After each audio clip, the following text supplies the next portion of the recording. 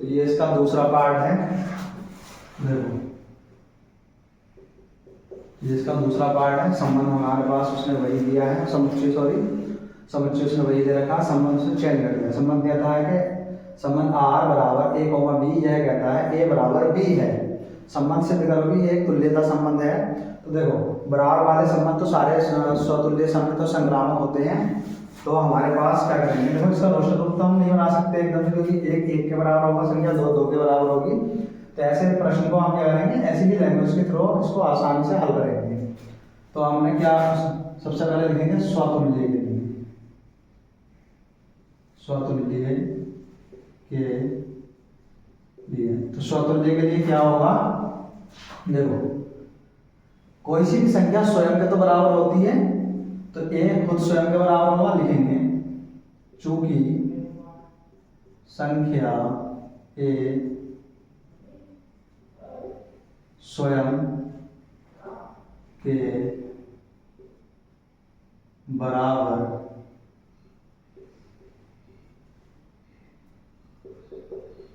होगी, प्रत्येक संख्या स्वयं के बराबर होगी। संख्या ए स्वयं के बराबर होगी, चाहो तो तथा लिख सकते हैं, तथा प्रत्येक संख्या स्वयं के बराबर होगी। यहाँ तो हमने एक संख्या ले ली, नीचे ऊपर लिख दिया, प्रत्येक संख्या क्या होगी, स्वयं के बराबर होगी। तो जब स्वयं के बराबर होगी तो संबंध कैसा है, बराबर होने का, तो संबंध क्या होगा, स्वतुल्य कहलाएगा। तो लिखेंगे इसलिए संबंध आर स्वतुल्य है। अब सममित के लिए लिखेंगे, देखो सममित के लिए, तो सममित के लिए क्या है हमारे पास, देखो ए बराबर बी उसने दिया है, चूंकि ए बराबर बी क्या है उसने दिया है, संख्या ए बी के बराबर है, तो बी संख्या को ए के बराबर होना चाहिए, बिल्कुल होगी। क्यों, क्योंकि हमने ये बराबर का चिन्ह है, पहले ए लिख दिया बाद में बी लिख दिया, बात तो एक ही है। अब पहले ए बी लिख दिया बाद में ए लिख दिया, एक ही बात है। तो लिखेंगे चूंकि ए बराबर बी दिया है, तो बी बराबर ए क्या होगा, होगा तर्क द्वारा होगा ना। हमने पहले ए लिखा बाद में बी लिख दिया, बराबर का चिन्ह है, और बाद में पहले ए वो लिख दिया बाद में बी, सॉरी पहले बी लिख दिया बाद में संख्या हमने ए लिख दिया, तो बी बराबर ए होगा। तो लिखेंगे इसलिए संबंध आर सममित है। तो संबंध आर क्या हो गया, सममित हो गया। अब लिखेंगे हम संक्रामक के लिए, देखो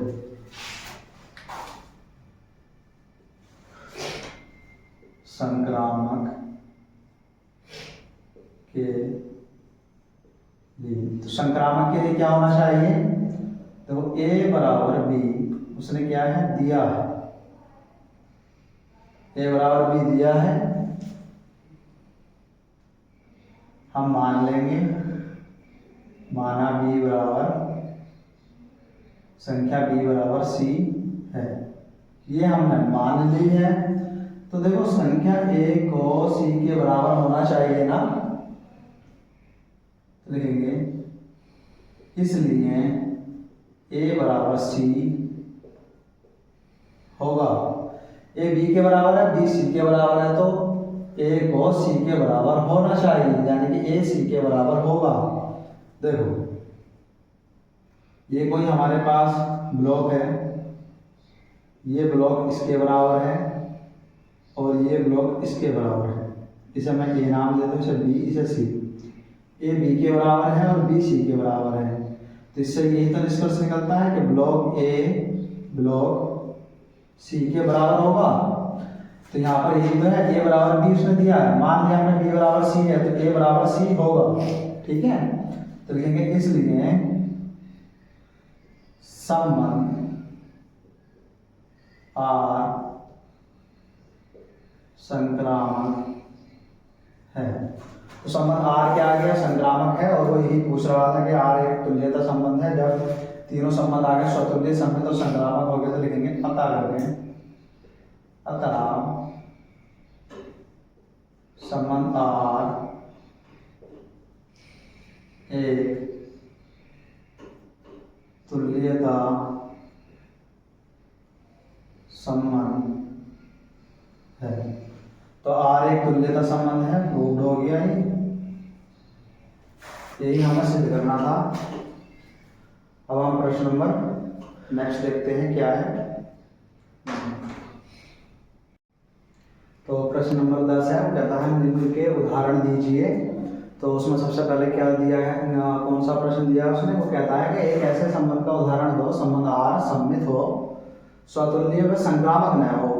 यानी कि ऐसा हमें एक ऐसा संबंध बताना है जो सममित तो हो, स्वतुल्य और संक्रामक ना हो।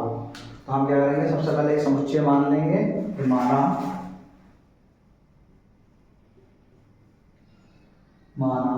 समुच्चय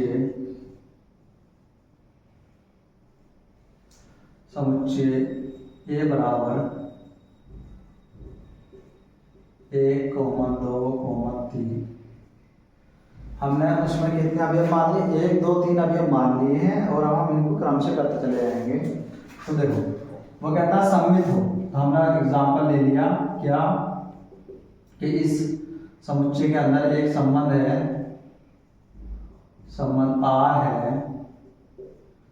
सममित के लिए क्या होना चाहिए, संख्या 1 को 2 से संबंध रखना चाहिए और 2 को 1 से रखना चाहिए। तो हम वही एग्जांपल ले लेते हैं, संख्या 1 2 से संबंधित हो और 2 1 से संबंधित हो। केवल हमने वही संख्याएं ले ली जो सममित होने के लिए चाहिए। संख्या 1 2 से संबंध रखती है और 2 संख्या 1 से संबंध रखती है, तो इसे हम स्वतुल्य संबंध कहेंगे, सॉरी सममित संबंध कहेंगे, क्योंकि इसमें 2 संख्याएं हैं और दोनों संख्याएं आपस में एक दूसरे से संबंध रख रही है। फिर वो दूसरा एग्जाम्पल है कि संबंध आर संक्रामक हो, स्वतुल्य व सममित न हो। अब वो कहता है एक ऐसा संबंध बताओ जो संक्रामक हो, स्वतुल्य और सममित संबंध ना हो। तो हम एक ऐसा एग्जांपल देंगे।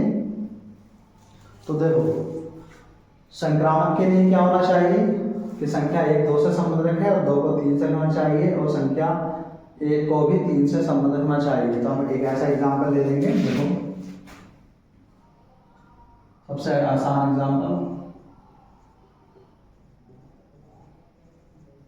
संबंध आर बराबर क्या है, 1, 2। संख्या 1 2 से संबंध रखती है और 2 3 से संबंध रखती है। तो हम 1, 3 ले लें, 1, 3, यानी कि एक संख्या 1 को 3 से संबंध रखना चाहिए। तो हम एक ऐसा संबंध का उदाहरण ले लेते हैं, जैसे कि हमारे पास ये दिया है उसने। अब देखो संख्या 1 2 से रखती है, 2 3 से रखती है, तो संख्या 1 को 3 से रखना चाहिए, तो 1, 3 भी इसके अंदर है। या एक एग्जाम्पल तो ये हो गया, या फिर एक एग्जाम्पल हम ऐसा ले लेते हैं, संबंध आर बराबर 1, 2 ले लूं क्या मैं, क्या ये संक्रामक होगा? बिल्कुल होगा। अगर हमारे पास कोई एक ऐसा संबंध दिया है या 1, 3 दिया है उसने, और इस 3 संख्या का किसी अन्य संख्या से कोई संबंध ना हो, तो हम ऐसे संबंध को क्या कहते हैं, संक्रामक संबंध कहेंगे। केवल हमें चाहे उसने एक ही अवयव दिया हो। जब एक ही अवयव देगा हो और इसके अलावा कुछ नहीं दिया, तो इसका मतलब जो लास्ट वाली संख्या है इसका किसी भी संख्या से क्या है, संबंध तो नहीं दर्शा रहा, तो हम उसको क्या मान लेते हैं कि ये एक संक्रामक संबंध है। यानी कि ये एक संक्रामक संबंध हो जाएगा, चाहे उसने एक ही अवयव दिया है। हमें क्या होना चाहिए, कम से कम 3 अवयव मालूम होना चाहिए। अगर उसने केवल ये शुरू वाला अवयव दिया है, इसके अलावा इस 2 संख्या का किसी तीसरी संख्या से संबंध नहीं है, चाहे हमारे पास एक अवयव हो, चाहे इसमें एक और दे दें, और उसमें संख्या 2 का कोई संबंध ना हो तो हम उस संबंध को क्या कहेंगे, संक्रामक संबंध कहेंगे। और लेकिन अब जब पहला अवयव दे दें और दूसरा अवयव दे दे और अगर तीसरा अवयव ना दे वो किसी संबंध में, तो हम ऐसे संबंध को संक्रामक संबंध नहीं कहते। यानी कि शुरू वाला दे दें और दूसरा दे दें, तीसरा ना दे, तो संबंध क्या है, संक्रामक नहीं कहलाएगा। यानी कि 1,3 को ना दे, इसको ना दे, केवल ये दोनों दे, तो संबंध क्या कहलाएगा, संक्रामक नहीं कहलाएगा। और अगर वो केवल यही संबंध दे 1,2 और इस लास्ट वाली संख्या का किसी से भी किसी अन्य संख्या से कोई संबंध न हो, तो क्या कहलाता है, संबंध तब भी क्या कहलाएगा, संक्रामक ही कहलाएगा। अगर इसका किसी तीसरी संख्या से संबंध है, मान लो 1,2 है, हाँ बस फिलहाल इतना ध्यान रखो, 1,2 दिया है और कोई इस लास्ट वाली संख्या किसी अन्य संख्या से कोई संबंध नहीं है, तो वो क्या कहलाएगा, संक्रामक संबंध कहलाएगा। अगर है तो वो नहीं कहलाएगा। फिर उसके आगे की कंडीशन और है, जैसे कि हमारे पास उसने 1,2 दिया है, फिर 2,1 दिया है। अगर हम इन दोनों को मिलाएंगे तो हमारे पास क्या बचेगा, 1,1, यानी कि इसके अंदर अब 1,1 और होना चाहिए। अब देखो ये अवयव पहले लिखा है, ये अवयव बाद में लिखा, हम इसको आगे लिख सकते हैं ना, बिल्कुल आगे पीछे तो कर सकते हैं अवयवों को। अब 1,2 हो गया, हम अगर इन दोनों अवयवों को मिलाएंगे तो इसके अंदर 2,2 भी होना चाहिए, तब ये संबंध क्या कहलाएगा, संक्रामक संबंध कहलाएगा। अगर वो किसी इसका संबंध किसी अन्य संख्या से, यानी कि आपस में भी संबंध है, तो फिर हम उसको ये चेक करते हैं और पता करते हैं कि संबंध संक्रामक है या नहीं है। तो यानी कि इस तरीके के अवयव और होने चाहिए। तो देखो, तो संबंध क्या कहलाएगा, संक्रामक कहलाएगा। तो हम इसको भी संक्रामक कह सकते हैं और इसको भी संक्रामक कह सकते हैं। अब हमारे पास थर्ड प्रश्न है, इसका थर्ड प्रश्न में उसने कहा है संबंध आर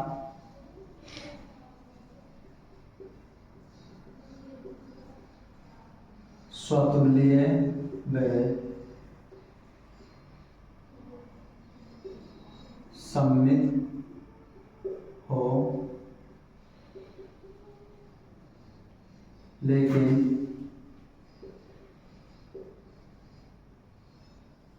संक्रामक न है। तो संबंध कैसा होना चाहिए, स्वतुल्य और सममित होना चाहिए और संक्रामक ना हो। हमें एक ऐसे क्या कहते हैं उदाहरण का एक ऐसा उदाहरण देना है। समुच्चय हमारे पास 1,2,3 हमने मान ही लिया है। तो देखो ऐसे उसका हम एग्जांपल देंगे, तो क्या लिखेंगे, देखो स्वतुल्य के लिए क्या होता है, जो समुच्चय हमारे पास है उसका प्रत्येक अवयव स्वयं से संबंध रखता हो। हम लिखेंगे एग्जाम्पल, क्या हो जाएगा, r बराबर 1,1, 2,2, 3,3 और सममित के लिए क्या होना चाहिए, एक संख्या 1 2 से संबंध रखती है, संख्या 2 को हम इसमें ये ले लेते हैं, देखो संख्या 2 3 से संबंध रखती है, तो संख्या 3 को 2 से संबंध रखना चाहिए।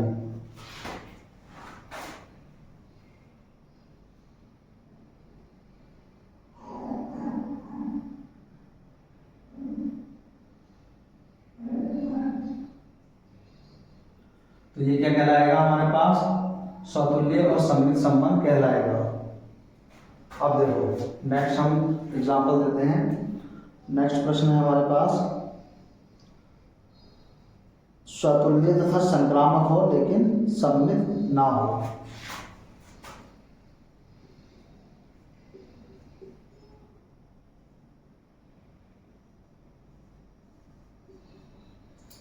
संबंध आर स्वतुल्य व संक्रामक हो,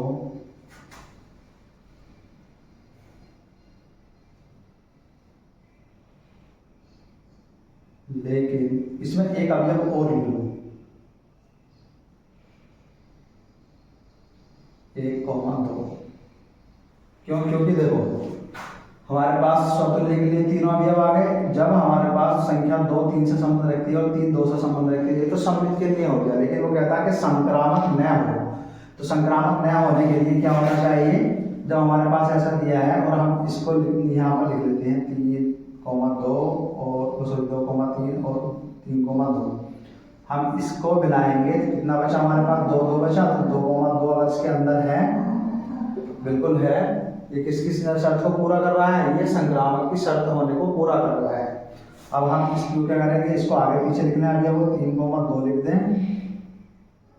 और 2,3 लिख देते हैं। तो ये जो अवयव मिलाए हमने, क्या बचा? 3,3 बचा। तो 3,3 बचा, 3,3 इसके अंदर है। इसका मतलब क्या है? ये क्या है? एक संक्रामक संबंध भी है। तो संबंध ऐसा नहीं होना चाहिए। तो क्या करना पड़ेगा हमें? तो हम संख्या 2 का किसी अन्य संख्या से भी संबंध रख देते हैं। हमने रख दिया संख्या 2 का 1 से संबंध है। तो अब देखो संख्या 2 3 से संबंध रखती है और 3 2 से संबंध रखती है। अगर केवल ये दिया है दोनों, और हमने जो अभी यहाँ कैंसिल करके दिखाया कि इस तरीके के अवयव इसके अंदर हैं, इसे संक्रामक कहेंगे। लेकिन इन दोनों संख्याओं का संबंध सिर्फ आपस में होना चाहिए, किसी अन्य तीसरे संख्या से ना हो। तो हमारे पास संख्या 2 का जो संबंध है वो किससे है? 1 से है। तो इसलिए क्या है? ये संक्रामक संबंध नहीं है। क्यों? क्योंकि हम इसे इस तरीके से चेक करेंगे, अवयव तो मिल जा रहे हैं लेकिन इन दोनों संख्याओं का संबंध किसी तीसरी संख्या से ना हो, चाहे स्वयं से हो, लेकिन तीसरी संख्या से संबंध ना हो, तो हम उसे क्या कहेंगे? संक्रामक संबंध कहेंगे। लेकिन यहाँ पर जो हमने एक अवयव लिया है 2,1, तो संख्या 2 का किसी तीसरी संख्या यानी कि 1 से संबंध है, इसलिए ये संबंध जो है स्वतुल्य और सममित है, संक्रामक नहीं है। अब देखो संबंध R स्वतुल्य व संक्रामक है लेकिन सममित न हो। वो कहता है सममित न हो। तो देखो हम एग्जाम्पल लेते हैं। R बराबर स्वतुल्य के लिए तो 1,1 2,2, इसी समुच्चय में ले लेते हैं 3,3। हमारे पास ये अवयव होने चाहिए, प्रत्येक अवयव स्वयं से संबंध रखना चाहिए स्वतुल्य के लिए। तो स्वतुल्य तो हो गया। अब संक्रामक के लिए क्या लिखें? हमारे पास संक्रामक के लिए क्या लिखना पड़ेगा हमें? देखो संख्या 1 2 से संबंध रखें, 2 किसी तीसरी संख्या से संबंध रखें, तो 1 को 3 से रखना चाहिए, यानी कि 1,3 अवयव होना चाहिए R का। एक एग्जाम्पल ये हो गया हमारे पास। देखो ये स्वतुल्य के लिए हो गया, संख्या 1 2 से संबंध रख रही है, 2 3 से संबंध रख रही है, तो 1 को 3 से रखना चाहिए। सबसे हमारे पास नेचुरल कंडीशन यही होती है। तो 1,3 अवयव है R का, बिल्कुल है अवयव R का, इसलिए क्या है? ये स्वतुल्य और संक्रामक भी है। अगर हम इसको इस तरीके से दे दें एग्जाम्पल को, या R बराबर 1,1 2,2 3,3 और केवल 1,2 मैं लिख दूं, तो अभी संबंध क्या कहलाएगा?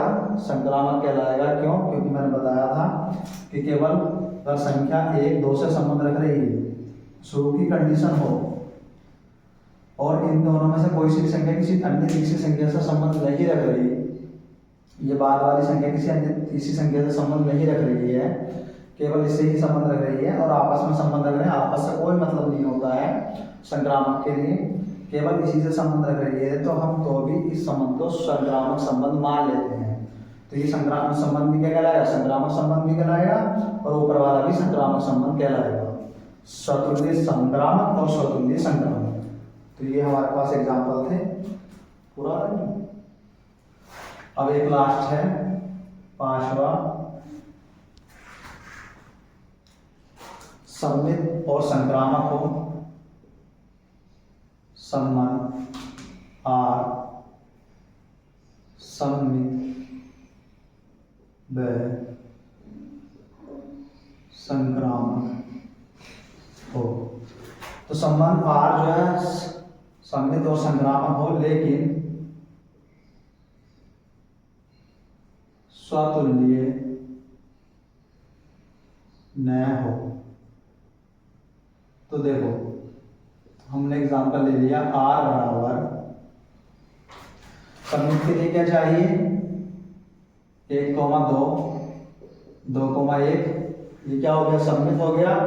अब हमें संक्रामक के लिए क्या चाहिए, संक्रामक के लिए ये तो चाहिए संख्या 1 2 से संबंध रख रही है और 2 संख्या 3 से संबंध रखती है, तो 1 को 3 से संबंध रखना चाहिए। ये क्या हो गया संक्रामक भी हो गया और सममित संबंध भी हो गया। देखो ये दोनों अभी हमारे फॉलो करेंगे सममित के लिए, और ये जो हमारे पास अभी 2,3 और 1,3 ये किस फॉलो करेंगे, ये संक्रामक के लिए फॉलो करेंगे। यानी कि एक संख्या 2 से संबंध रखती है 2 3 से, तो एक संख्या को 3 से करना चाहिए, तो 1,3 भी हमारे पास संबंध आर में अवयव है। या ऐसा एग्जाम्पल ना देकर कैसे दे सकते हैं, या आर बराबर 1,2 अवयव है आर का, 2,1 अवयव है आर का। अगर हम इसी से संक्रामक संबंध बनाए तो कैसे बनाएंगे, देखो एक संख्या 2 से संबंध रखती है और 2 1 से संबंध रखती है, इन दोनों को बाहर लिख लो। तो शुरू वो बीच वाली संख्याओं को मिलाएंगे तो कितना बचेगा 1,1, यानी कि इसके अंदर 1,1 होना चाहिए संक्रामक के लिए। तो इस तरीके की कंडीशन भी है, तो फिर हम इसको आगे लिख लें और इस वाले अवयव को पीछे लिख लें, बीच वाले अवयवों को मिला दो, बाहर कितने बचे 2,2, यानी कि 2,2 अगर इसके अंदर है तो अभी हमारे पास संबंध क्या कहलाएगा, ये संक्रामक संबंध भी कहलाएगा और सममित संबंध भी कहलाएगा। क्यों, क्योंकि ये तीनों कंडीशन फॉलो कर रहा है। संक्रामक होने के लिए आपस में संबंध है और उसमें हम बीच वाले अवयव को हटाते हैं तो ये 2 अवयव हमारे पास निकल कर आ जाते हैं, जो कि हमने यहाँ पर लिख लिए। इसलिए संबंध क्या, ये दोनों अवयव हो गए हमारे पास सममित के लिए और ये चारों अवयव हो गए हमारे पास संक्रामक के लिए। तो एक एग्जाम्पल ये है और एक एग्जाम्पल ये एग्जाम्पल आसान है, तो आप चाहो तो ये एग्जाम्पल आसानी से दे सकते हो। तो देखो ये प्रश्न यहाँ तक ही था, प्रश्न नंबर 10 के 5 खंड थे और पांचों खंड हमने ये कर दिया और बता भी दिया कि किस तरीके से संक्रामक हो सकता है। देखो संक्रामक में गलती होती है, इसलिए संक्रामक आप अच्छे से समझ लेना, और मैं केवल संक्रामक के लिए एक क्लास बनाऊंगा जो कि आपको केवल संक्रामक संबंधी समझाऊंगा, जिससे कि आप आसानी से समझ सको। क्यों, क्योंकि बुक में जो दिया है, बुक में केवल इस तरीके की कंडीशन दी है कि एक संख्या 2 से संबंध रखती है, 2 संख्या किसी अन्य तीसरे से संबंध रखती है, तो संख्या 1 को 3 से संबंध रखना चाहिए। केवल इस तरीके की कंडीशन दे रखी है, और जो कंडीशन है इसी वाली, एक इसी वाली और एक इसी वाली, ये कंडीशन उसमें है। ये 2 एग्जाम्पल अलग हैं जो बुक में नहीं दिए, और इस तरीके का जो एग्जाम्पल है इस तरीके के एग्जाम्पल उसने बुक में दे रखे हैं, तो ये नहीं दिए हैं इस तरीके के। तो अगर ऐसी कंडीशन बनती है तो भी संबंध क्या कहलाएगा, संक्रामक कहलाएगा, और आपको उसको सही तरीके से करना है। मैं केवल एक क्लास बना दूंगा केवल संक्रामक के लिए, आप उसको अच्छे तरीके से समझ लेना। ये प्रश्न यहीं तक था। अब हमारी क्लास आपको अच्छी लगी हो तो लाइक और सब्सक्राइब कीजिए हमारे चैनल को, और ज़्यादा से ज़्यादा सपोर्ट कीजिए, जिससे कि हम आपको और बेहतर तरीके से पढ़ा सकें, हमारा मनोबल आगे बढ़े, मजबूत रहे, जिससे तो हम आपको और उतनी बेहतर अच्छे तरीके से समझाएंगे। धन्यवाद। जहाँ समझ में ना आया हो आप हमें वहाँ कमेंट